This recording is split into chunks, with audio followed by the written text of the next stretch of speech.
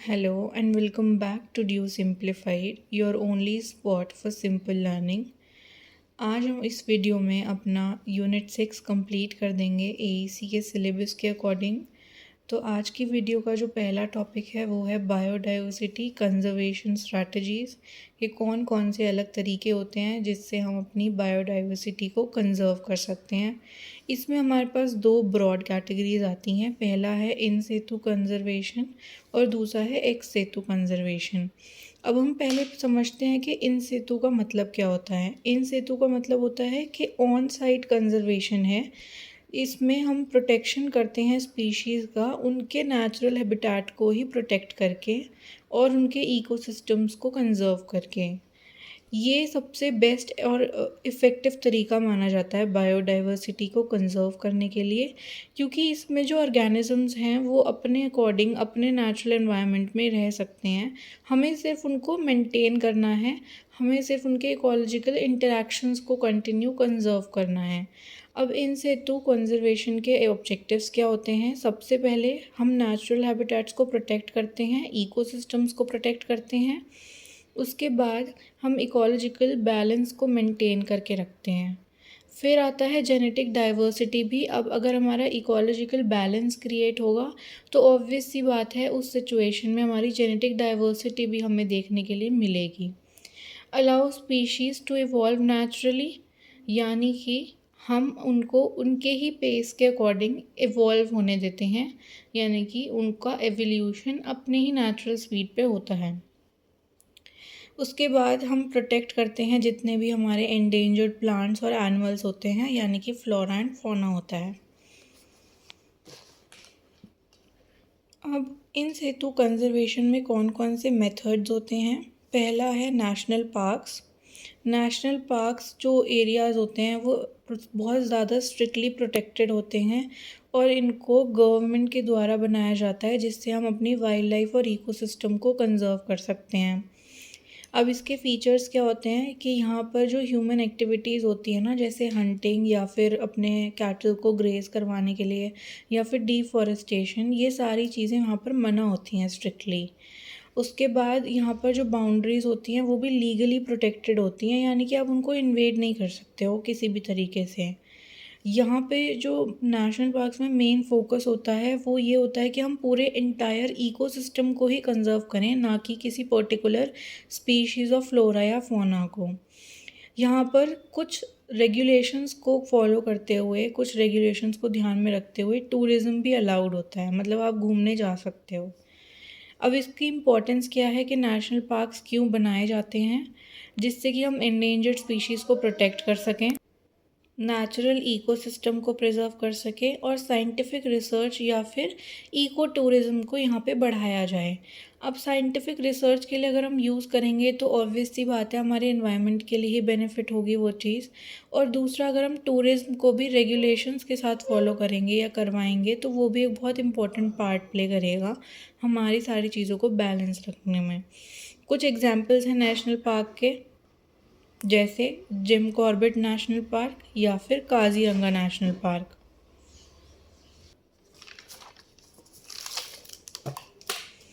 अब हम बात करेंगे वाइल्ड लाइफ सेंचुरीज़ के बारे में। ये ऐसे एरियाज़ होते हैं जिनको प्रोटेक्ट किया जाता है सिर्फ अपने वाइल्ड एनिमल्स और बर्ड्स को कंजर्व करने के लिए। इसके फीचर्स होते हैं कि यहाँ पर जो प्रोटेक्शन होती है वो बहुत थोड़ी कम स्ट्रिक्ट होती है as compare to national parks, ठीक है। और यहाँ पर जो ह्यूमन एक्टिविटीज़ होती हैं उनको भी परमिशन मिल जाती है, बट आपको परमिशन लेनी पड़ती है प्रॉपर रीजनिंग के साथ। और यहाँ पर हमें सिर्फ वाइल्ड लाइफ प्रोटेक्शन के ऊपर मेनली फोकस करना होता है, ना कि इकोसिस्टम के ऊपर।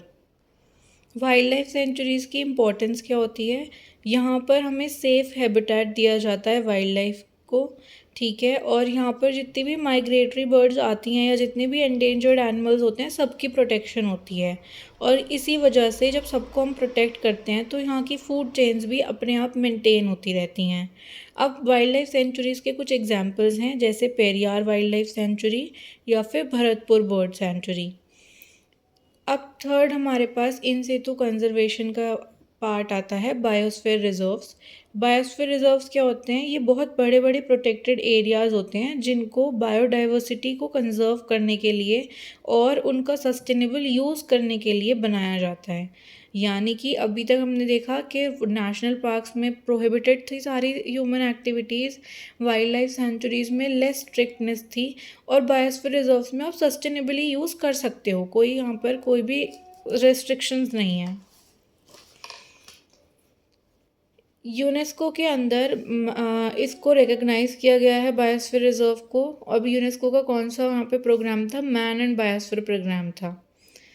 अब इसमें ना बायो रिजर्व्स के स्ट्रक्चर होते हैं, लाइक कैटेगरीज होती हैं, लेवल्स होते हैं। पहला आता है कोर जोन। कोर जोन में बहुत ही स्ट्रिक्टली प्रोटेक्टेड किया जाता है हर एरिया को, हर स्पीशीज़ को, हर चीज़ को।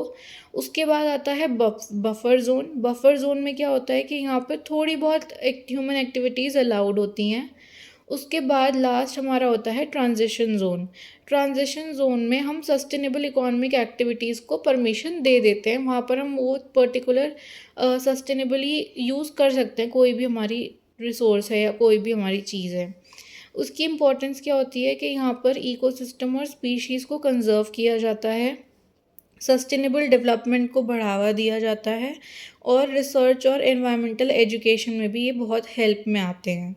अब इनके एग्जांपल्स क्या हैं? नीलगिरी बायोस्फीयर रिजर्व है और नंदा देवी बायोस्फीयर रिजर्व। आपको दो दो एग्जांपल्स इनके याद होने चाहिए, it will be very helpful in your exam.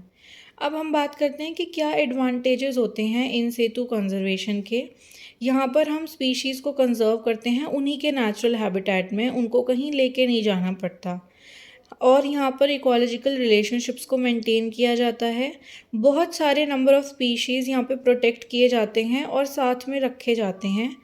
Natural adaptation और एवोल्यूशन का भी उनको राइट दिया जाता है, यानी कि वो अपने अकॉर्डिंग जितने भी स्पीशीज़ हैं वो नेचुरली इवॉल्व कर सकते हैं without the interference of any human kind. इसके बाद बात करते हैं लिमिटेशंस की। क्या क्या लिमिटेशंस होती हैं इन सेतु कंजर्वेशन की? बहुत सारे प्रोटेक्टेड एरियाज़ चाहिए होते हैं हमें इसको एग्जीक्यूट करने के लिए। उसके बाद बहुत ज़्यादा डिफ़िकल्ट हो जाता है कि हम पोचिंग या फिर इलीगल एक्टिविटीज़ को बिल्कुल ख़त्म करवा पाएँ, क्योंकि कहीं ना कहीं से कुछ ना कुछ इलीगली यहाँ पे देखा जाता है कि हो रहा है। फिर उसके बाद जितने भी नेचुरल डिज़ास्टर्स आते हैं वो हमारी जितनी भी स्पीशीज़ यहाँ पर प्रोटेक्टेड एरियाज़ में होती हैं उनको हार्म कर सकते हैं, उनके लिए डेंजर हो सकती हैं। अब हम बात करेंगे एक्स सेतु कंजर्वेशन की। एक्स सेतु का मतलब होता है ऑफ साइट, यानी कि अभी हमने इन सेतु पढ़ा, इन सेतु का ऑपोजिट होता है एक्स सेतु। इसमें जो प्रोटेक्ट किया जाता है स्पीशीज़ को वो उनके नेचुरल हैबिटेट से बाहर निकाल के किया जाता है। ये मेथड स्पीशीज़ पे तब यूज़ किया जाता है जब वो बहुत ज़्यादा क्रिटिकली एंडेंजर्ड हो जाते हैं, या फिर जो उनका नेचुरल हैबिटेट है वो ह्यूमन एक्टिविटीज़ की वजह से डिस्ट्रॉय हो जाता है। अब कुछ मेथड्स हैं एक्स सेतु कंजर्वेशन के। सबसे पहला एग्जाम्पल है ज़ू। एनिमल्स यहाँ पे कंजर्व किए जाते हैं, उनकी ब्रीडिंग करवाई जाती है कंट्रोल्ड एनवायरनमेंट, यानी कि वहाँ पर लिमिटेड देखा जाता है इन्वॉल्वमेंट ह्यूमन बींग्स का, बट ऑल्दो उनका नेचुरल हैबिटेट से उनको बाहर निकाल के रखा जाता है ज़ूज़ में। उसके बाद इम्पोर्टेंस क्या आती है कि यहाँ पे ना इंडेंजर्ड एनिमल्स की प्रोटेक्शन की जाती है, पब्लिक अवेयरनेस किया दिलाया जाता है, लोगों को बताया जाता है, एजुकेशन दी जाती है पर्टिकुलरली हर चीज़ के बारे में। उसके बाद यहाँ पे कैप्टिव ब्रीडिंग प्रोग्राम्स होते हैं, यानी कि जब हम ज़ू में किसी एनिमल को रखते हैं तो वहीं पे हम उनकी ब्रीडिंग प्रोसेसेस को भी करवाते हैं, जिससे कि अगर कोई एंडेंजर्ड एनिमल है या कोई एंडेंजर्ड स्पीशीज़ है तो हम उसकी पॉपुलेशन को इंक्रीज़ करवा सकते हैं, उनको एंडेंजर्ड या एक्सटिंक्ट होने से बचा सकते हैं। उसके बाद आता है बोटैनिकल गार्डन्स। बोटैनिकल गार्डन्स क्या होते हैं? इंस्टीट्यूशंस होते हैं जहाँ पर प्लांट्स को उगाया जाता है, उनको प्रिजर्व किया जाता है साइंटिफिक स्टडी करने के लिए या फिर उनकी कंजर्वेशन करने के लिए। मेनली तो यहाँ पर साइंटिफिक स्टडीज़ के लिए ही इनको प्रिजर्व किया जाता है, कंजर्व किया जाता है। उसके बाद आते हैं seed banks and gene banks. अब सीड्स और पॉलन, टिश्यूज़ और डीएनए, ये सारी चीज़ों को प्रिजर्व किया जाता है ऐसे बैंक्स में, जो कि हमारे पर्टिकुलर कंडीशंस के अकॉर्डिंग इनको रखा जाता है कि हर चीज़ को अलग अलग कंडीशंस रिक्वायर्ड होती हैं अपने कंटिन्यू करने के लिए अपने साइकिल को।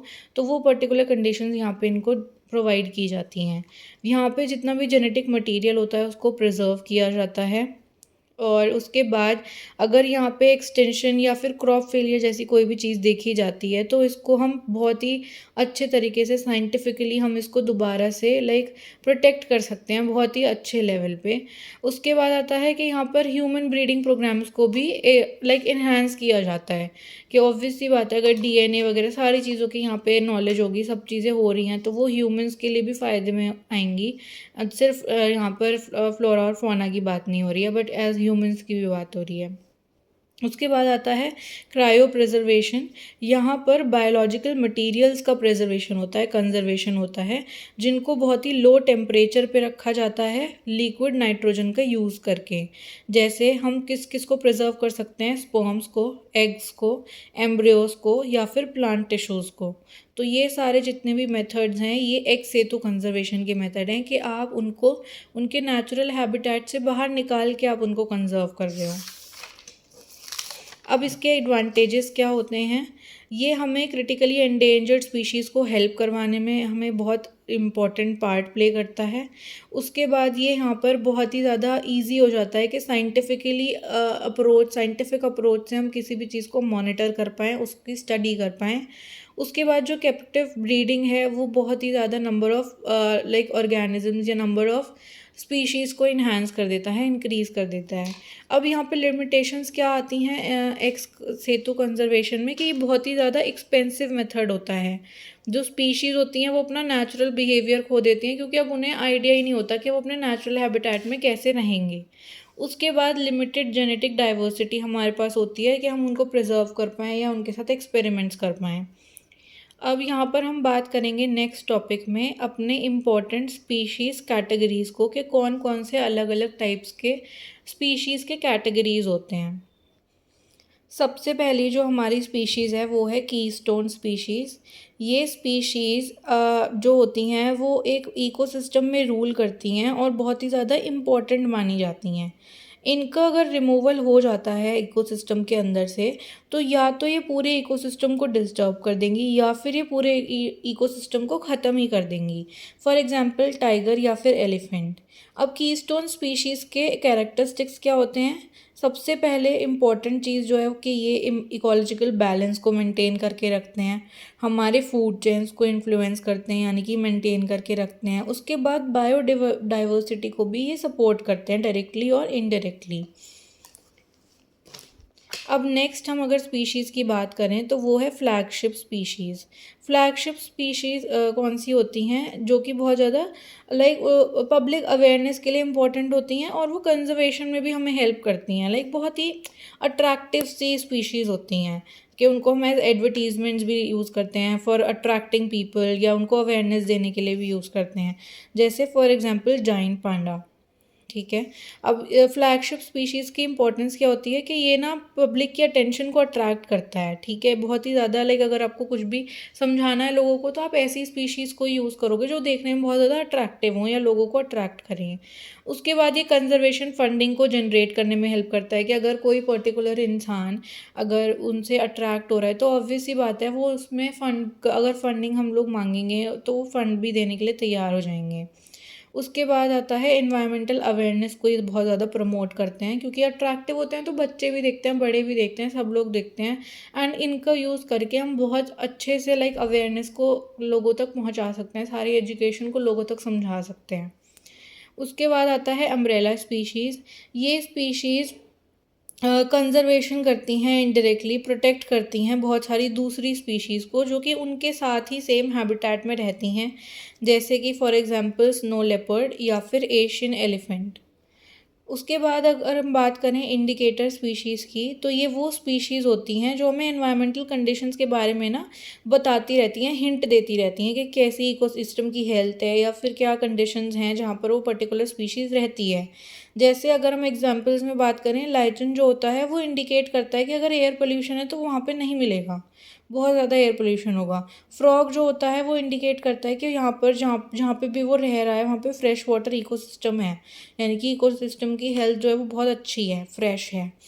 ये हमें हेल्प करता है कि हम इन्वायरमेंटल चेंजेस को मॉनिटर कर पाएँ इन स्पीशीज़ का यूज़ करके, और इनको इकोलॉजिकल स्टडीज़ में भी यूज़ किया जाता है समझने के लिए चीज़ों को, लाइक अपने तक एक्सपेरिमेंट्स करने के लिए या उनको बहुत अच्छे से रिलेट करने के लिए।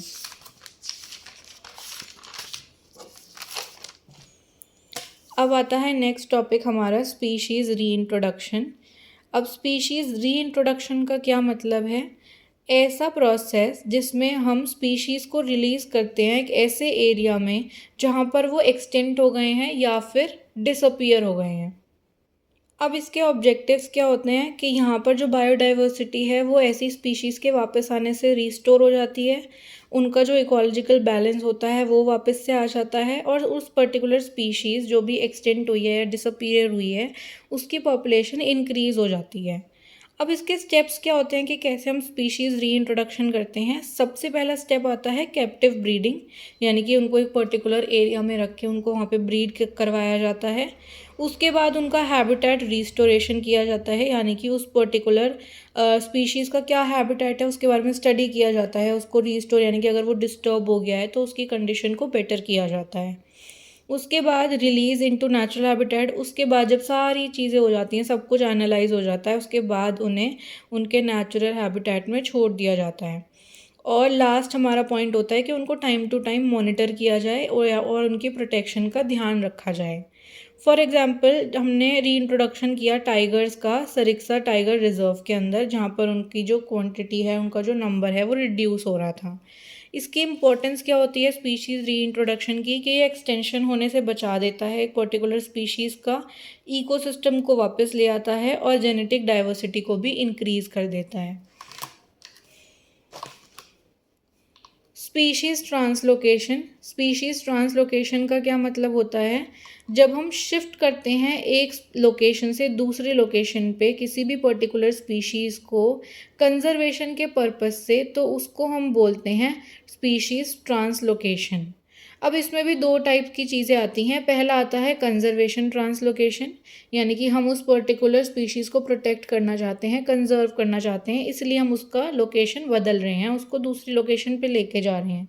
या फिर दूसरा आता है human wild life conflict management, यानी कि जब ह्यूमन्स और वाइल्ड लाइफ का इंटरेक्शन होता है तो उसके ड्रास्टिक डिस्ट्रक्शन को देखते हुए, कॉन्फ्लिक्ट को देखते हुए हमें पर्टिकुलर स्पीशीज़ को रीलोकेट करना पड़ता है, शिफ्ट करना पड़ता है ह्यूमन सेटलमेंट से दूर। अब इस स्पीशीज़ ट्रांसलोकेशन के रीजंस क्या होते हैं? सबसे पहले इनका जो हैबिटेट होता है वो डिस्ट्रक्ट हो जाता है, डिस्ट्रक्शन हो जाती है उसकी। उसके बाद क्लाइमेट चेंज की वजह से भी हो सकता है। डेवलपमेंट प्रोजेक्ट्स आ जाते हैं तो नेचुरल हैबिटेट जो स्पीशीज़ का होता है वो छीन लिया जाता है, एंड उसके बाद ह्यूमंस के सेटलमेंट में वो इन्वेड करते हैं। तो फिर जब इन्वेजन हो जाता है उसके बाद उनका ट्रांसलोकेशन किया जाता है, तो उनको सेफ़र जगह तक पहुँचाया जाता है। लास्ट में आता है कि कॉन्फ्लिक्ट के चांसेस को भी रिड्यूस करता है, क्योंकि अगर उनकी लोकेशन ह्यूमन सेटलमेंट से दूर होगी तो ऑब्वियस सी बात है कॉन्फ्लिक्ट्स नहीं होंगे। अब इसका एग्जांपल क्या है कि ट्रांसलोकेशन किया गया था राइनोज और एलिफेंट्स का प्रोटेक्टेड एरियाज़ के अंदर। ठीक है। अब जो लास्ट टॉपिक है इस यूनिट का वो है केस स्टडीज़। अब केस स्टडीज़ भी हम दो कैटेगरीज में पढ़ेंगे। पहले हम पढ़ेंगे मूवमेंट्स के बारे में और फिर हम पढ़ेंगे प्रोजेक्ट्स के बारे में कि कौन कौन से प्रोजेक्ट्स हमने देखे हैं। तो जो पहला हमारा प्रोजेक्ट आएगा वो आता है, पहला जो हमारा प्रोजेक्ट है वो है प्रोजेक्ट टाइगर। ये इंडिया का सबसे ज़्यादा successful wild life conservation programme माना जाता है। इसको लॉन्च किया गया था 1973 में इंडियन गवर्नमेंट के द्वारा, जिससे वो जो पॉपुलेशन घट रही है टाइगर्स की उसको प्रोटेक्ट कर सकें और उनकी पॉपुलेशन को वापस से इंक्रीज़ कर सकें। अब इस पर्टिकुलर प्रोजेक्ट की नीड क्या थी, इसको लाया क्यों गया, इम्प्लीमेंट क्यों किया गया। 1970s में टाइगर्स की जो पॉपुलेशन थी वो बहुत ज़्यादा डिक्रीज़ हो रही थी, क्योंकि उनको हंट किया जा रहा था उनकी स्किन्स के लिए, ठीक है, उनके अलग अलग यूजेस के लिए उनको हंट किया जा रहा था। जो उनके फॉरेस्ट हैबिटेट्स थे वो डिक्रीज होते जा रहे थे because of the development that humans are selfishly using the natural habitats of animals. उसके बाद अगर बहुत सारी इलीगल एक्टिविटीज़ होने लगी, जैसे पोचिंग या फिर ट्रेड, वाइल्ड लाइफ ट्रेड, जो कि इलीगल, लाइक गवर्नमेंट के अंडर इलीगल माना जाता है, बट वो कंटिन्यू हो रहा था 1970s में। तो जो टाइगर की पॉपुलेशन है वो बहुत ज़्यादा डिक्रीज़ हो गई थी एंड बहुत ही डेंजर फील होने लगा था कि अगर अब हमने इस पे ध्यान नहीं दिया तो टाइगर्स हमारे अर्थ से एक्सटिंक्ट हो जाएंगे।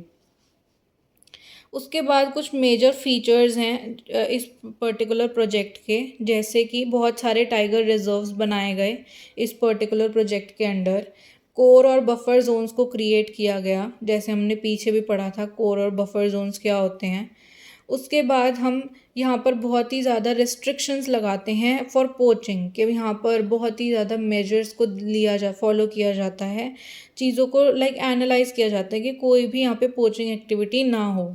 उसके बाद यहाँ पे जो रीलोकेशन किया गया विलेजेस का कोर एरियाज से, यानी कि जो कोर एरियाज होते हैं, स्ट्रिक्टली प्रोटेक्टेड एरियाज होते हैं, वहाँ से विलेजेस को दोबारा से हटा दिया गया, उनको कहीं और जाके रहने के लिए बोला गया। उसके बाद यहाँ पे कैमरा ट्रैप्स लगाए गए, टेक्नोलॉजीज़ का यूज़ किया गया, जिससे हम मॉनिटर कर सकते हैं कि कोई भी वहाँ पर इलीगल एक्टिविटी तो नहीं हो रही है, या कोई भी वहाँ पर ऐसी सिचुएशन ना क्रिएट हो जिससे टाइगर्स को हार्म पहुँचे। उसके बाद हम बात करते हैं कि इस प्रोजेक्ट के अंदर क्या क्या अचीवमेंट्स थे। इंडिया के पास इस प्रोजेक्ट के बाद लार्जेस्ट टाइगर पॉपुलेशन है पूरे वर्ल्ड में। टाइगर्स का नंबर बहुत जल्दी इंक्रीज़ हो गया था, जो कि बहुत इम्पॉर्टेंट है। उसके बाद बहुत सारे फॉरेस्ट और इकोसिस्टम्स को दोबारा से रीस्टोर करा गया, जहाँ पर इन टाइगर्स को रखा गया था, इनको उनके नेचुरल हैबिटेट तक सिक्योर किया गया।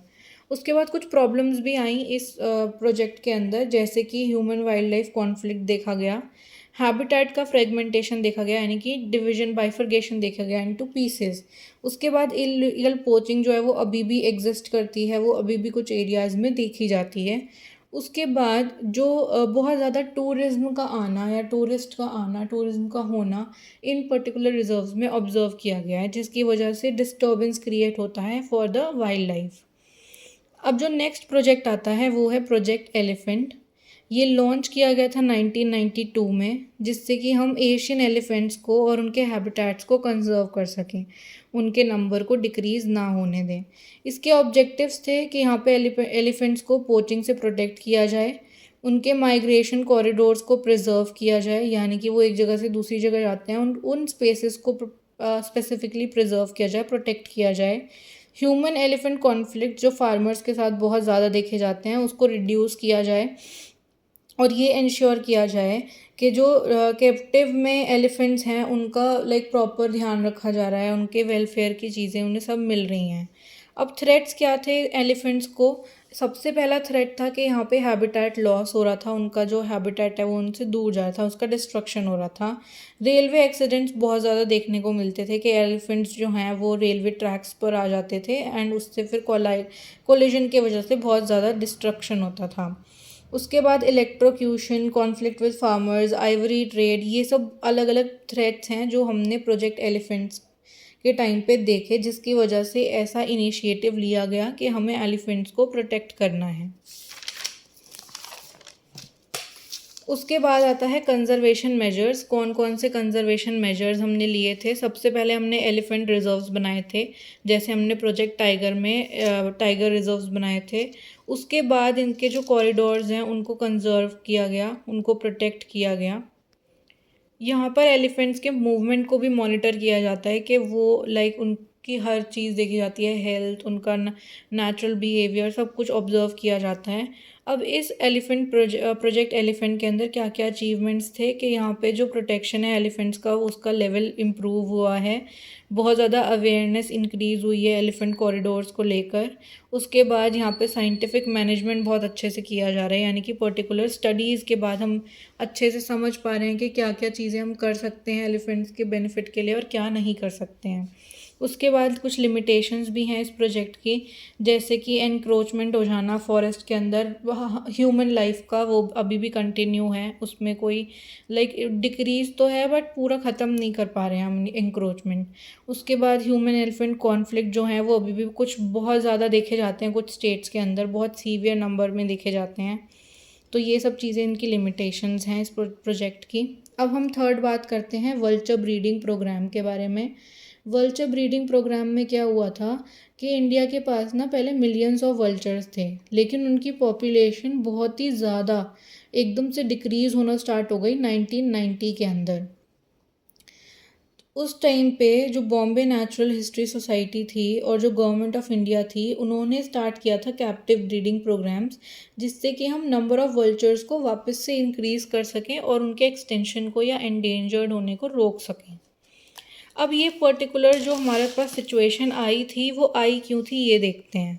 कॉज क्या था इनके डिक्लाइन का, कि कुछ ऐसा ड्रग था जो एनिमल्स के लिए यूज़ किया जाता है जिसका नाम था डाइक्लोफिनेक, जो कि कैटल्स के लिए यूज़ किया जाता था। यही इसका मेन रीज़न था। जब वल्चर्स इन डेड कैटल्स को खाते थे, इनके ऊपर फीड होते थे, तो जो उनका ड्रग है जो डेड कैटल के अंदर मिला है वो उनकी किडनी को उनकी बॉडी में आके फेल कर देता था, यानी कि उनकी किडनी प्रॉपरली वर्क ही नहीं कर पाती थी एंड अल्टीमेटली उनकी क्या हो जाती है, डेथ। अब कुछ मेजर स्टेप्स लिए गए थे इस प्रोग्राम के अंदर। वो क्या थे कि सबसे पहले उस पर्टिकुलर ड्रग पे बैन लगा दिया था, वो ड्रग अब हम यूज़ नहीं कर सकते हैं। उसके बाद कैप्टिव ब्रीडिंग सेंटर्स को बनाया गया, अवेयरनेस कैंपेन्स को चलाया गया कि आप अपने कैटल्स को ऐसा कोई ड्रग ना दें जो कि बाद में जाके इन फ्यूचर वल्चर्स को अफेक्ट करे या किसी और वाइल्ड लाइफ को अफेक्ट करे।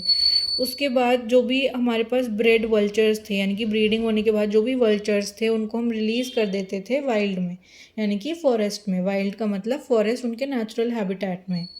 अब इसके इम्पोर्टेंस क्या थे कि जो नेचुरल स्कैवेंजर्स हैं वो बहुत ज़्यादा इम्पॉर्टेंट होते हैं।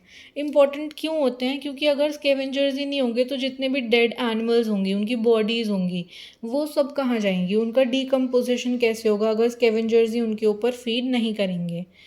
ये जो हैं अब डिसीज़ेज़ का स्प्रेड होने से बचाते हैं, क्योंकि डेड बॉडीज़ से बहुत ज़्यादा डिसीज़ेज़ फैलने के चांसेस होते हैं।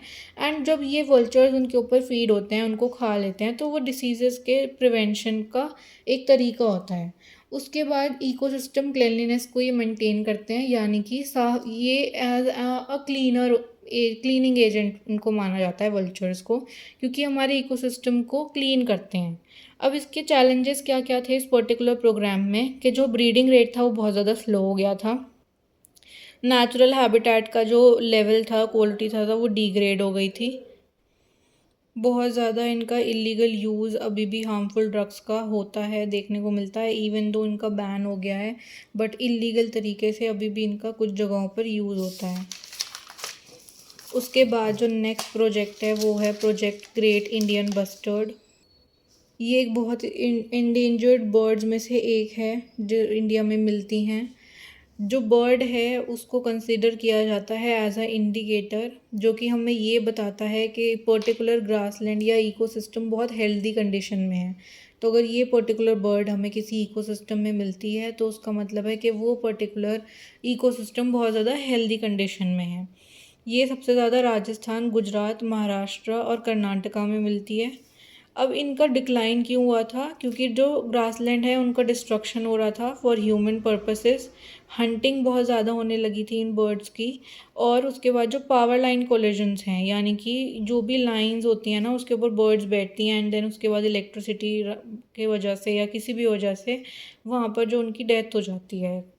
फिर उसके बाद आता है एग्रीकल्चरल एक्सपेंशन, यानी कि बहुत ज़्यादा एग्रीकल्चरल लैंड का इंक्रीज़ होने की वजह से जो भी हमारा फॉरेस्ट लैंड था उसको हम कल्टीवेट लेवल लैंड में कन्वर्ट करते हैं, जिसकी वजह से हमारे पास नेचुरल हैबिटेट ही नहीं बचता इन बर्ड्स के लिए।